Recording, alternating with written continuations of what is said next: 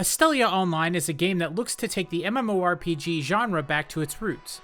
The website promises that this is not just a remake of what's been done before, but a tribute to the original tenets of the MMORPG phenomena combined with innovation and promise.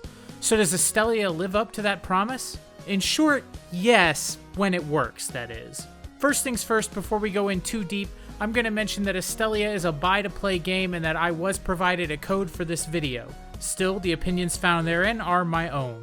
With that out of the way, I'm Colton for MMOHuts.com, and here's our first look at Astellia Online.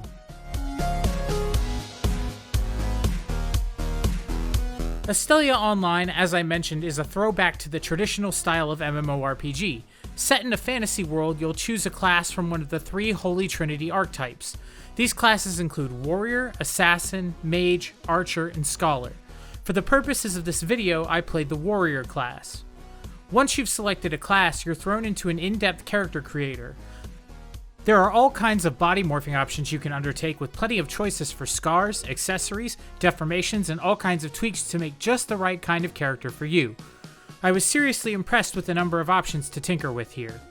After you've finished your perfect creation, you're thrust into the game's intro and tutorials. These work well enough for teaching you the basics of the game, but run into other more technical issues as you progress. To talk about these, we have to talk a bit about the game's presentation. Astellia Online looks okay. It's not the best looking MMORPG I've ever played, but it's not the worst. The major problem is the constant texture and polygon pop-in that happens, which causes the game to stutter and hiccup constantly. Frames are always being dropped because the game is so poorly optimized. I tried lowering the settings, but this only helped a little bit. For a game that's charging money up front just to play, I expected a lot better in terms of performance. The game's audio isn't anything to write home about either. It's a load of standard fantasy music that sounds fine while you're playing, but you probably aren't likely to be humming any of these tunes after you log out, much less remembering them at all. Anyway, after the tutorial, you're led on a standard journey from quest hub to complete a series of quests following the game's story. The game opens with you becoming an Astellian, or one who has the power to summon Astels. Astels are dolls that you can level up to grant you certain powers and fight alongside you in combat. Astels come in three types: Servant, the most common type, Guardians, who are more powerful but fewer in number, and Savior types, who are the most powerful but also the rarest. Astels cost AP to summon and consume it while they're active and when you use their special skills. Astels gain levels just from being equipped, and some grant special effects when equipped together. You can also upgrade Astels by equipping them with jewels, which increase their base stats. Anyway, in the midst of a massive monster attack on your humble village, a little girl who is your character's sister is kidnapped, and it's up to you to save her. This is the driving force behind your journey to the quest hubs, where you'll start out doing menial tasks like picking up logged wood and clearing out bears, to more complicated ones like bathing yourself in orc stew and tricking a blind orc into thinking you're one of them. Quests grant you experience towards your character's level, as you may expect, as does the combat. Combat in this game functions a lot like most classic MMORPGs. You tab onto the target you want to fight, start hitting your hotkeys and time to the cooldowns, and eventually it dies. It's nothing special, but for those who are looking for a classic MMO experience, you're certainly going to get one. Combat does get spiced up in the game's dungeons, where bosses have large AoE attacks with markers that you can dodge roll away from to avoid taking damage, but that's about as involved as the combat gets in the early game. If you like doing dungeons, you're in luck with Astellia Online, as the game believes in having you do them early and often. There seems to be one attached to every other quest hub you go to, and they each offer something new to do to break up the monotony of standard MMO questing. Dungeon difficulty can be adjusted in this game based on the number of people you bring with you, and you can also solo most of them just fine as long as you bring the right items and Astels with you. Completing these dungeons and the side quests that accompany them are a great way to get your character to level up that much faster.